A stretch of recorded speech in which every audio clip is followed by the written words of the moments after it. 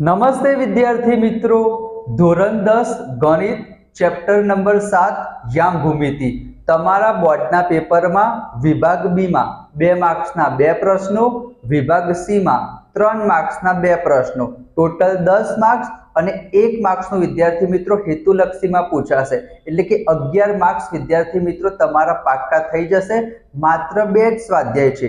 7.1 એમાં અંતર સૂત્ર અને 7.2 એમાં વિભાજન સૂત્ર અને મધ્ય બિંદુના યામ શોધવાનું સૂત્ર. માત્ર 2 જ સ્વાધ્યાય કરીને તમે તમારા 11 માર્ક્સ પાક્કા કરી શકો છો. તમારા માટે ચેપ્ટર નંબર 7 યામ ભૂમિતિની મેં અલગથી પ્લેલિસ્ટ બનાવેલી છે.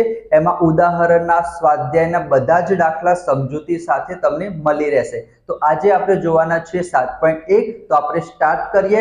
અને તમે પ્રથમ વખત તમારી જ ચેનલમાં આવ્યા હોય તો 2 હાથ જોડીને નમ્ર વિનંતી કરું છું કે વિડીયોને લાઈક કરીને ચેનલને સબસ્ક્રાઇબ જરૂર કરી દેજો. તો આપણે સ્ટાર્ટ કરીએ.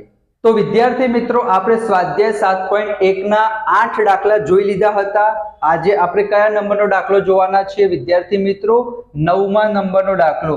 મેં તમને ઓલરેડી કીધું છે 7, 8, 9, 10 આ 4 દાખલામાંથી એક દાખલો તમારા બોર્ડના પેપરમાં 100% પૂછાશે 3 માર્ક્સમાં. બરાબર? જો તમે 7મો દાખલો જોયો હશે તો આ દાખલો તમને બહુ જ ઈઝીલી આવડી જશે વિદ્યાર્થી મિત્રો. અલગથી પ્લેલિસ્ટ બનાવેલી છે, તમે જોઈ લેજો. અહીંયા આપણને શું કીધું છે વિદ્યાર્થી મિત્રો? ધ્યાનથી જુઓ કે જે આ ક્યુ બિંદુ છે વિદ્યાર્થી મિત્રો, જેમ કે અહીંયા હું તમને સમજાવવા માટે અહીંયા ક્યુ બિંદુ લઉં કે જે આપણું ક્યુ બિંદુ છે ને, એ ક્યુ બિંદુ એ પી અને આર થી સમાન અંતરે છે. શાંતિથી સમજો વિદ્યાર્થી મિત્રો. જે ક્યુ બિંદુ છે ને, એ ક્યુ બિંદુ એ પી બિંદુથી અને આર બિંદુથી સમાન અંતરે છે. એટલે કે ક્યુ થી લઈને પી સુધીનું અંતર અને ક્યુ થી લઈને આર સુધીનું અંતર એક જ જેવું છે. ક્યુ થી લઈને પી સુધીનું એટલે શું કહેવાય વિદ્યાર્થી મિત્રો? પીક્યુ કહેવાય. અને ક્યુ થી લઈને આર સુધીનું એટલે શું કહેવાય વિદ્યાર્થી મિત્રો? ક્યુઆર કહેવાય. તો પી થી લઈને ક્યુ સુધીનું અંતર અને ક્યુ થી લઈને આર સુધીનું અંતર કેવું છે? એક સમાન છે. તો આપણે શું લખી દીધું? પીક્યુ બરાબર ક્યુઆર. આટલું તમને ખબર પડી ગઈ. હવે આપણે શું કરીશું? બંને બાજુ વર્ગ કરીશું. કેમ વર્ગ કરીશું? કારણ કે જે અંતર સૂત્ર છે એમાં વિદ્યાર્થી મિત્રો વર્ગમૂળ આવે છે.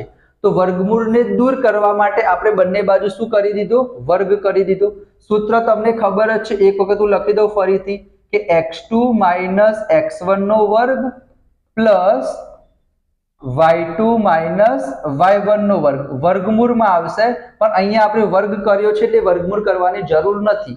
આપણે pq શોધવાનું લખી દીધું, એ જ પ્રમાણે qr નું લખી દઈએ ફરીથી x2 - x1 નો સ્ક્વેર પ્લસ y2 - y1 નો સ્ક્વેર. હવે વિદ્યાર્થી મિત્રો શું કરવાનું? અહીંયા કોની વાત છે? pq ની વાત છે. તો આ p બિંદુ છે અને આ q બિંદુ છે. p બિંદુ શું છે? 5 અને -3. તો અહીંયા લખી દઉં 5 અને -3. q બિંદુ શું આપેલો છે? 0 અને 1. અને r બિંદુ શું આપેલો છે? x અને 6. બરાબર? હવે અહીંયા વિદ્યાર્થી મિત્રો p અને q ની વાત છે. તો p બિંદુ એને આપણે લખી દઈએ x1 અને y1.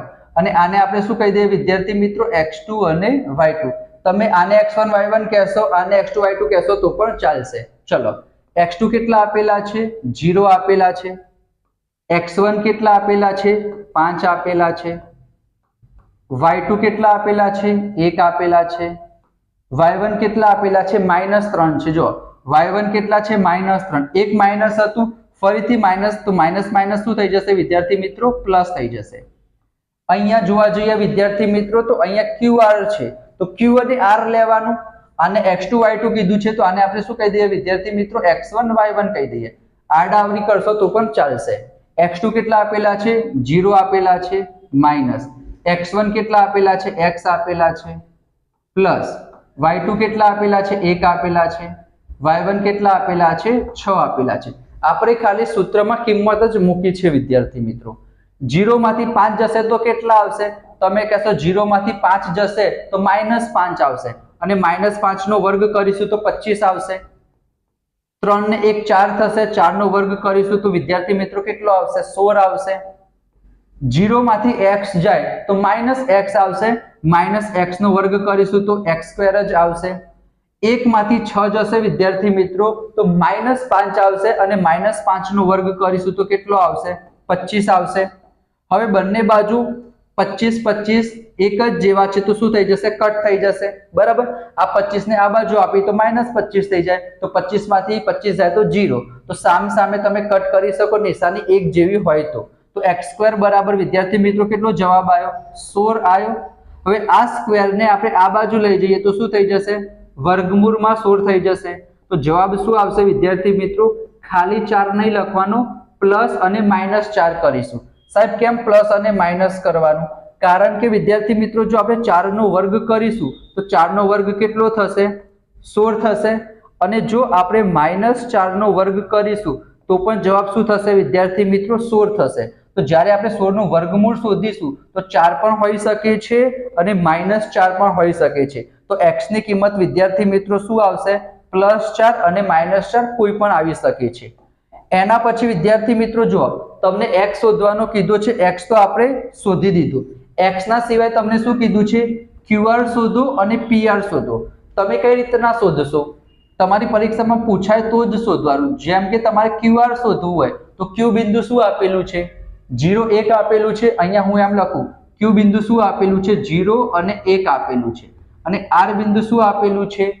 R બિંદુ x અને 6 આપેલું છે, તો x ની જગ્યાએ વિદ્યાર્થી મિત્રો કઈ કિંમત મૂકવાની? તો એક વખત તમારે 4 6 મૂકવાના અને એક વખત તમારે -4 6 મૂકવાના, બરાબર। મને નથી લાગતું કે 3 માર્ક્સમાં એ લોકો QR પણ પૂછે, PR પણ પૂછે, બરાબર। ગમે તે એક પૂછશે તો એક તમે શોધી શકશો, બરાબર। હવે આપણે સૂત્ર ખબર જ છે, x2 - x1 નો સ્ક્વેર, y2 - y1 નો સ્ક્વેર। આને નામ આપી દઈશું આપણે x1 y1, આને કહી દઈશું x2 અને y2। x2 કેટલા આપેલા છે? 4 - 0, 4 માંથી 0 જશે તો 4 જ આવશે, એનો સ્ક્વેર। y2 કેટલા છે? 6 - 1 એટલે 5 નો સ્ક્વેર। 4 નો સ્ક્વેર કેટલો થશે વિદ્યાર્થી મિત્રો? 16 થશે। 5 નો સ્ક્વેર કેટલો થશે? 25 થશે। તો 16 ને 25 કેટલા થશે વિદ્યાર્થી મિત્રો? વર્ગમૂળમાં 41। તો અહીંયા વિદ્યાર્થી મિત્રો QR ને આપણને બે કિંમત મળશે, એક તો તમે 4 મૂક્યા તો વર્ગમૂળમાં 41 મળ્યા, હવે તમે -4 મૂકશો તો પણ વિદ્યાર્થી મિત્રો જવાબ વર્ગમૂળમાં 41 જ આવશે। અહીંયા હું તમને કરીને બતાવું, 4 - 0 તો 4 નો સ્ક્વેર 16 જ આવશે, સોરી અહીંયા -4 મૂકવાના હતા ને, તો -4 - 0 કરશો તો -4 એનો વર્ગ 16 થશે, અને 6 માંથી 1 જશે તો 25, તો આનો જવાબ પણ વિદ્યાર્થી મિત્રો વર્ગમૂળમાં 41 જ આવશે। જો તમે +4 મૂકશો કે -4 મૂકશો જવાબ શું આવશે? વર્ગમૂળમાં 41 જ આવશે। મેં શોધીને બતાવ્યું એ જ પ્રમાણે તમારે PR માટે કરવાનું। જેમ QR ની બે કિંમત એક જેવી મળી તો જરૂરી નથી કે PR માં કિંમત એક જ જેવી મળશે। અહીંયા મેં જ્યાં સુધી જોયેલું છે PR ની બંનેની કિંમત અલગ અલગ મળશે। શું મળે છે એ તમારે કમેન્ટ કરીને મને કહેવાનું છે। તો આ 9મા નંબરનો દાખલો પણ મોસ્ટ ઇમ્પોર્ટન્ટ છે, તમે સ્ક્રીનશોટ લઈ લેજો। અલગથી પ્લેલિસ્ટ બનાવેલી છે, ગણિતના બધા જ ચેપ્ટરના બધા જ વિડીયો, ઉદાહરણના, સ્વાધ્યાયના દાખલા બધું જ તમને ફ્રીમાં મળી રહેશે, PDF પર મળશે। લાઈવ લેક્ચર લઈશું, મારા તરફથી ફૂલ સપોર્ટ મળશે। પ્રથમ પરીક્ષા માટે, બીજી પરીક્ષા માટે, બોર્ડની પરીક્ષા માટે તમારા સપોર્ટની મને જરૂર છે। તમારી ચેનલ છે તો તમારી રિસ્પોન્સિબિલિટી છે ચેનલને ઉપર સુધી લઈ જવાની। તો બે હાથ જોડીને નમ્ર વિનંતી કરું છું, વિડીયોને લાઈક કરજો, ચેનલ સબસ્ક્રાઇબ કરજો, દોસ્તો સાથે શેર કરજો। મળીશું આપણે નેક્સ્ટ વિડીયોમાં, ત્યાં સુધી જય Shri Krishna, Radhe Krishna, thank you so much.